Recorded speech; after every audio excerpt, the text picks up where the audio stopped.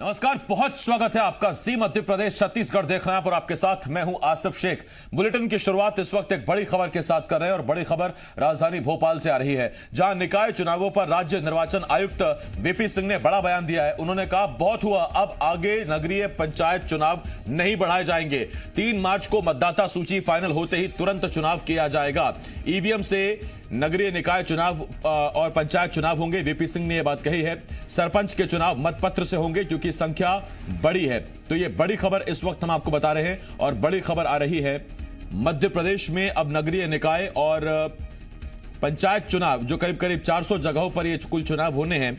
नगरीय निकाय और पंचायत चुनाव अब आगे और नहीं बढ़ाए जाएंगे। राज्य निर्वाचन आयुक्त वीपी सिंह ने यह बहुत बड़ी बात कही है। उन्होंने कहा कि अब बहुत हो गया, आगे चुनाव नहीं बढ़ाए जाएंगे और 3 मार्च को मतदाता सूची जैसे ही फाइनल होती है उसके फौरन बाद चुनाव कराए जाएंगे। प्रमोद शर्मा जी मीडिया संवाददाता इस वक्त इस बड़ी खबर पर हमारे साथ जुड़ रहे हैं। प्रमोद, पहले कोरोना का हवाला, फिर सियासी आरोप प्रत्यारोप की जानबूझकर मौजूदा स्थितियों से बचने के लिए सरकार निकाय चुनाव और पंचायत चुनाव नहीं करा रही है, लेकिन अब राज्य चुनाव आयुक्त की 2 टूक कि जैसे ही मतदाता सूची फाइनल होगी फौरन चुनाव होंगे। बिल्कुल, देखिए राज्य निर्वाचन आयुक्त बीपी सिंह ने साफ कर दिया है वो इस बयान के जरिए कि अब नगरीय निकाय चुनाव की जो तारीख है वो नहीं बढ़ेंगी। 3 मार्च को जैसे ही मतदाता सूची फाइनल होगी उसके बाद तुरंत चुनाव कराए जाएंगे। देखिए 2 टूक शब्दों में बीपी सिंह ने कहा है और जिसके बाद जो राजनीतिक पार्टियां जो पिछली बार जब नगरीय निकाय चुनाव बढ़ाए गए थे कोरोना का हवाला देकर, तब कांग्रेस पार्टी लगातार निशाना साध रही थी सरकार पर और बीजेपी पर, वो अब राज्य निर्वाचन आयुक्त के इस बयान के बाद खुश नजर आ रहे हैं और कह रहे हैं हमारी पूरी तैयारियां हैं। और साथ ही साथ राज्य निर्वाचन आयुक्त के इस बयान के बाद कांग्रेस ने दावा ठोक दिया है जीत का और कहा है नगरीय निकाय चुनाव में कांग्रेस जीतने जा रही है। देखिए बीपी सिंह ने यह भी साफ कर दिया है कि जो नगर पालिका है, जो नगर निगम है, जो नगर पंचायत हैं, उनके चुनाव ईवीएम से कराए जाएंगे और जो ग्राम पंचायत है, सरपंच के चुनाव हैं, वो मतपत्रों से कराए जाएंगे। क्योंकि प्रदेश में यदि ग्राम पंचायत जो सरपंचों के चुनाव होते हैं वो बड़ी संख्या में होने हैं, तो ऐसे में देखिए ईवीएम से ग्राम पंचायत सरपंचों के चुनाव संपन्न हो सकें ये संभव नहीं है, ये साफ कर दिया है राज्य निर्वाचन आयुक्त ने।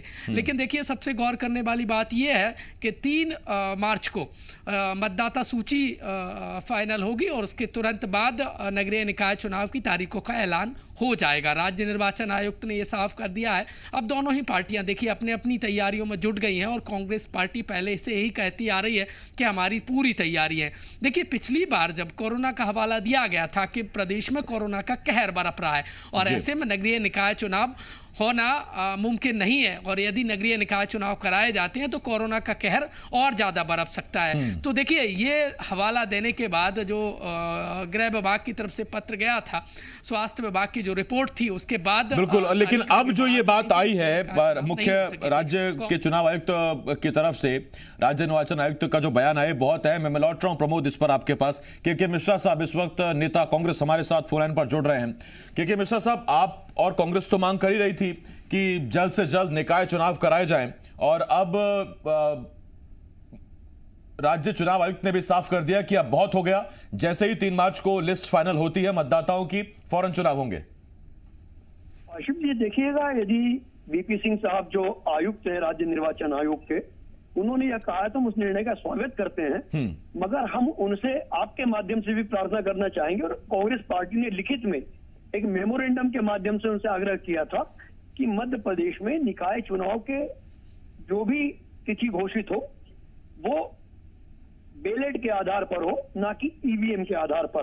तो शायद उस पर भी यदि वीपी सिंह साहब निर्णय लेंगे तो बेहतर होगा और चुनाव बढ़ाना इसलिए उचित नहीं होगा कि 73वां और 74वां संविधान संशोधन जो हुआ था निकाय चुनाव को लेकर, उसमें स्पष्टता था कि 6 माह से अधिक कोई भी सरकार इन निकाय चुनावों को आगे नहीं बढ़ा सकती है। तो वो एक्सेस हो चुका है, साल भर होने में नगर निगम की अवधियां खत्म होने को, तो चुनाव तो प्रासंगिक है, होना ही है। मगर हम फिर आपसे आपके माध्यम से आग्रह करना चाहेंगे कि चुनाव बैलेट पेपर के माध्यम से हो तो इट विल वोट। उसमें के मिश्रा जी जानकारी ये आ रही है कि पंचायत चुनाव सरपंच वाले वो होंगे मतपत्रों से, क्योंकि संख्या ज्यादा होती है। बाकी सब उन्होंने क्लियर कर दिया कि वो ईवीएम से ही चुनाव कराए जाएंगे, वीपी सिंह ने कहा।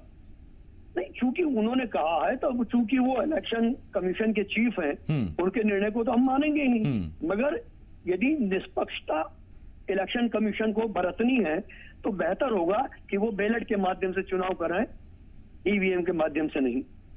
जी, क्योंकि मिश्रा साहब आप ने मुझे याद है प्रेस कॉन्फ्रेंस भी की थी और कांग्रेस ने एक आरोप लगाया था। कांग्रेस का आरोप यह था कि मौजूदा दौर में जब सिलेंडर के दाम बढ़े हुए हैं, पेट्रोल डीजल की कीमतें बढ़ी हुई हैं, ऐसे में राज्य सरकार जानबूझकर इन चुनावों को टालने की कोशिश कर रही है। लेकिन मार्च में, अभी हालांकि देखिए पूरा फरवरी है, उसके बाद मार्च में 3 मार्च को मतदाता की सूची आनी है, वो माहौल विपक्ष बनाकर रख पाएगा तब तक? देखिएगा, जब प्रकृति ही मारने के लिए तैयार है तो विपक्ष तो उसमें शामिल होगा ही। आज महंगाई चरमोत्कर्ष पर है, पेट्रोल डीजल के दाम 100 रुपए और 90 रुपए तक पहुंच चुके हैं।